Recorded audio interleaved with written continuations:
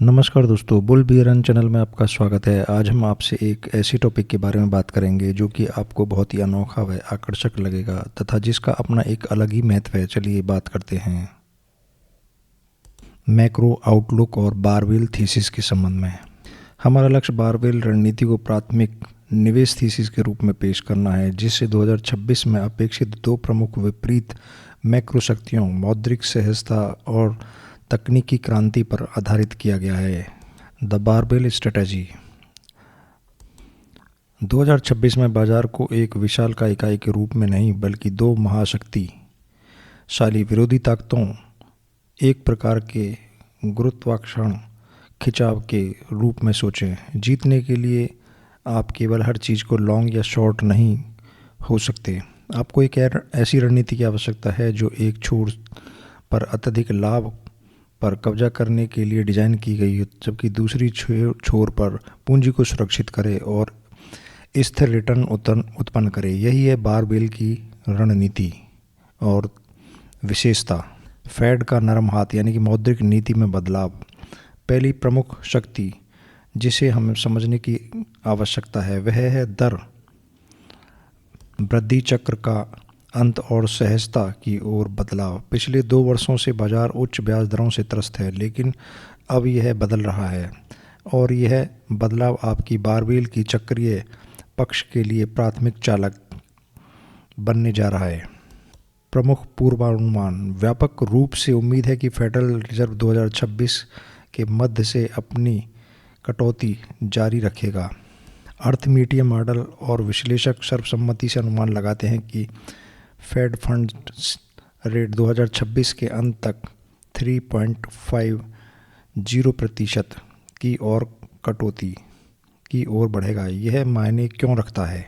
कम ब्याज दरों के 3 प्रमुख प्रभाव होते हैं। नंबर 1, डिस्काउंट रेट, यानी कि वे भविष्य की कमाई का मूल्यांकन करने के लिए उपयोग किए जाने वाले डिस्काउंट रेट को कम करते हैं, जिससे ग्रोथ स्टॉक को फ़ायदा होता है। लेकिन इससे भी महत्वपूर्ण बात यह है कि लंबी अवधि में पूंजी गहन निवेशों जैसे कि यूटिलिटी, रियल एस्टेट, चक्रीय उद्योग को बहुत अधिक आकर्षक बनाता है। नंबर 2, ऋण लागत।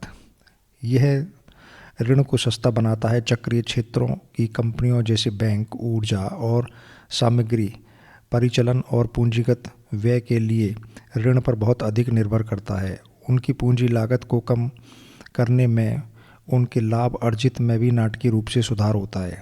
नंबर 3, जोखिम लेने की भूख। नीति में सहजता गंभीरता मंदी के जोखिम को कम करती है, जिससे मनी मैनेज को नकदी से बाहर निकालकर स्टॉक जैसे उच्च जोखिम वाली परिसंपत्तियों में पूंजी लगाने के लिए प्रोत्साहन मिलता है, खासकर उन स्टॉक्स में जो पीछे रह गए हैं। यह हमारी वैल्यू और चक्रीय मोर्चों के लिए एक हरी झंडी है। वर्ष 2026 के लिए हमारा आधार मामला बेस केस एक नरम लैंडिंग है, जिसे इस मौद्रिक बदलाव से समर्थन मिलता है। नंबर 2, शक्ति यानी कि तकनीकी क्रांति। दूसरी शक्ति तकनीकी बदलाव है और यह हमारी बारबेल के उच्च विकास छोर के लिए एक इंजन है। जेनरेटिव एआई कोई फैशन नहीं, ये एक संरचनात्मक परिवर्तन है जो किसी के भी अनुमान से कहीं अधिक तेज़ी से बढ़ रहा है। जेनरेटिव एआई बाजार केवल बढ़ नहीं रहा है, यह एक अति विकास चरण यानी कि हाइपर ग्रोथ फेस में प्रवेश कर रहा है। पूर्वानुमान बताते हैं कि यह बाजार 2032 तक 39% से अधिक चक्रवृद्धि वार्षिक ब्याज दर से यानी CAGR से विस्तार करेगा, जिसका बाजार आकार $1 ट्रिलियन के करीब पहुंच जाएगा। हम AI अपनाने के शुरुआती चरण से आगे बढ़ रहे हैं, जिस पर मीडिया जैसे बुनियादी ढांचा प्रदाताओं का प्रभुत्व था। अगला चरण और ग्रोथ मोर्चे के लिए हमारा ध्यान इसमें शामिल है। अब बात करते हैं द्वितीयक लहर। AI अब उद्यम व्यापी अनुप्रयोगों में प्रवेश कर रहा है। हम सॉफ्टवेयर एज ए सर्विस यानी SaaS, साइबर सुरक्षा, फिनटेक और हेल्थ केयर कंपनियों को देख रहे हैं जो अपनी उत्पादकता बढ़ाने के लिए AI का मॉडल का उपयोग कर रही हैं। बहु मॉडल क्या है?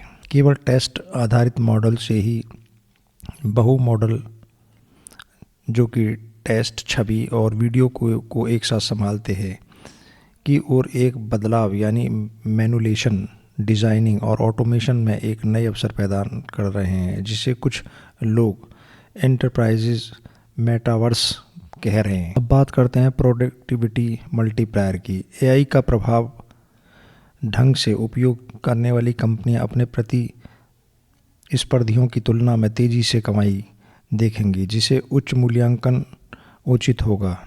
यह वह जगह है जहां हम अपनी उच्चतम जोखिम वाली पूंजी लगाते हैं। अब बात करते हैं बारबेल थीसिस के निष्कर्ष से। तो बारबेल रणनीति इस दोहरे वातावरण के लिए एक तार्किक प्रतिक्रिया है। एक छोर यानी कि वैल्यू ऑब्लिक चक्रीय मौद्रिक सहजता यानी कम दरों और बेहतर ऋण गतिशीलता का लाभ उठाता है। यहाँ हम कम मूल्यांकन करने वाले क्षेत्रों की तलाश करते हैं जो एक व्यापक आर्थिक सुधार से लाभान्वित हो सकते हैं।